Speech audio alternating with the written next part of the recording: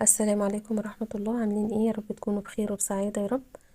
النهاردة هنعمل لحمة ولوبيا. هنا معايا نص لحمة.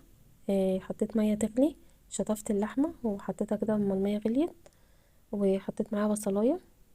هخليها بقى تغلي غلوتين على نار عالية، بعد كده هوطي النار عليها. اما بتسوي اللحمة والطيور على نار واطية بتديها طعم كويس. هنا قطعت بصلاية كبيرة، ومعلقتين سمنة.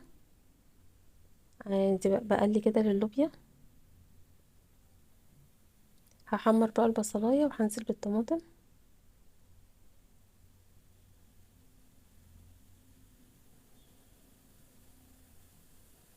وهحطت لها ملح وفلفل اسمر.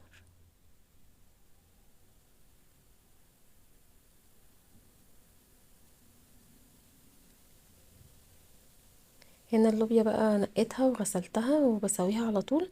اي بقوليات ما بحبش انقعها، بسوي اي بقوليات على طول. هنا الطماطم بتتسبك واللحمه قربت تستوى.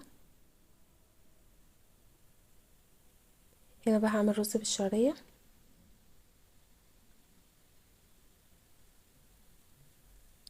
اعملي كده الاكل بالترتيب.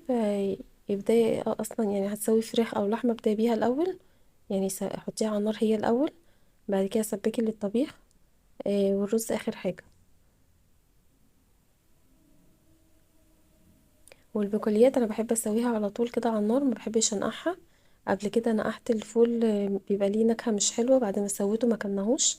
اي بقوليات متعوده ان انا اسويها على طول ما انقعهاش. هنا بقى حمرت الشعريه ونزلت بالرز. بقلبه كده اول ما انزل على الشعريه، عشان الشعريه لو سبته بس عبال ما اجيب ملح ولا الميه هتتحرق. لازم اما تنزلي بالرز تقلبيه على طول.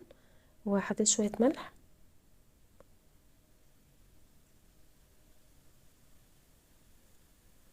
انا بحط الميه كده من غير معايير، وبيطلع كويس. البنات اللي لسه بتتعلم بقى كوبايه الرز عليها كوبايه ميه.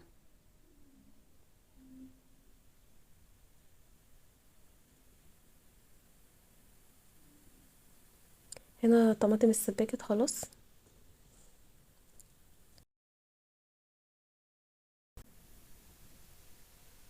واللوبيا كانت اتسلقت وشطفتها. هنزل بقى باللوبيا.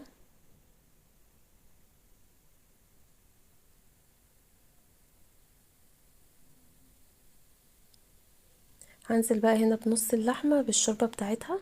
لو انا عاملة كيلو لحمة او اكتر مش هنزل بيها كلها طبعا، لا هحط على قد اللوبيا. لكن هي عشان نص كيلو حطيتها بالشوربة بتاعتها. ما شاء الله كان طعمها حلو. هنا غرفت بقى الاكل. يا رب الفيديو يكون عجبكم، والسلام عليكم ورحمة الله.